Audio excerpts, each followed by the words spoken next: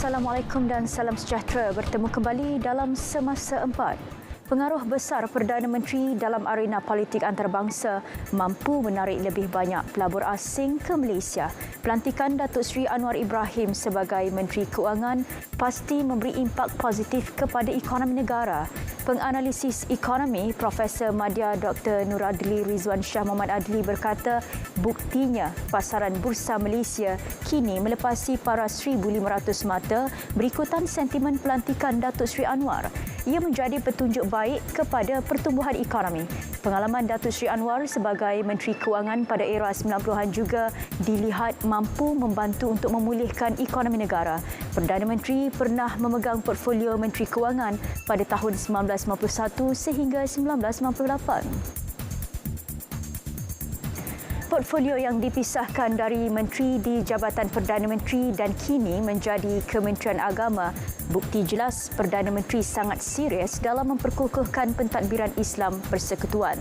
Pensyarah Pusat Komunikasi dan Media UiTM Nurul Aisyah Abdul Rahman berpandangan lantikan menteri berportfolio penuh bagi Kementerian Agama sangat signifikan dan pertama kali dalam sejarah pentadbiran negara.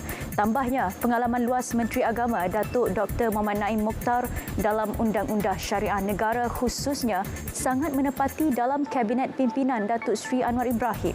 Datuk Dr. Muhammad Naim Mokhtar merupakan bekas Ketua Pengarah Jabatan Kehakiman Syariah dilantik Senator bagi menyambung tugas bekas Menteri di Jabatan Perdana Menteri Hal Ehwal Agama Datuk Idris Ahmad.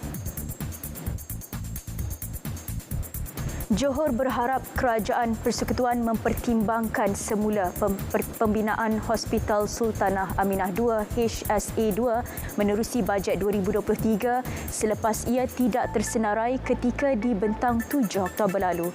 Keperluan membina hospital ketiga di negeri itu penting memandangkan kepadatan penduduk yang tinggi dengan kadar penggunaan katil di dua hospital sedia ada mencapai 80%. Esko Kesihatan dan Perpaduan Johor Ling Tian Sun berkata jika diluluskan, HSA-2 dijangka akan mula dibina tahun depan.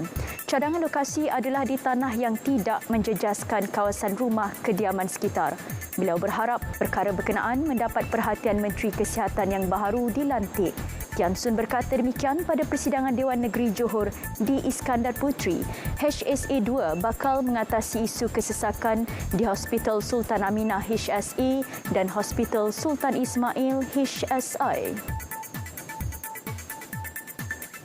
Motif tumbuhan gambir dan lada akan dipatenkan sebagai hak salinan eksklusif Johor bagi mengiktiraf serta memelihara peranannya dalam kemajuan dan pembangunan Johor. Motif itu sinonim dengan perkembangan sosioekonomi awal Johor dan telah diabdikan dalam beberapa lambang diraja Johor serta jata negeri. Yang di-Pertua Jemaah Majlis Diraja Johor, Datuk Dr. Abdul Rahim Ramli memaklumkan paten tersebut akan diserap dalam enakmen lambang, gelaran dan anugerah mencegah penggunaan tidak wajar Johor 2017. Tindakan itu bagi memastikan motif tersebut tidak disalahguna mana-mana pihak. Presiden El Salvador Nayib Bukele menggerakkan 10,000 anggota keselamatan ke pinggir bandar San Salvador yang dikawal kumpulan kongsi gelap. Tindakan itu adalah yang terbaru dalam pertempuran menentang keganasan kumpulan berkenaan di Soyapango sejak tercetus pada Mac lalu. Daerah berkenaan dikenali sebagai kubu kuat kumpulan Mara Salvatrucha dalam Barrio 18. Bukele menerusi ucapan di Twitter berkata, Soyapango telah dikepung sepenuhnya dibarisi 8,500 askar dan 1,500 ejen keselamatan. Wakil kerajaan bagaimanapun enggan mengulas lanjut mengenai penempatan anggota berkenaan. Rakaman memaparkan tentera membawa senjata, helmet dan jaket kalis peluru menggunakan kenderaan perang. Baik, sekian laporan bagi Semasa Empat. Assalamualaikum dan salam sejahtera.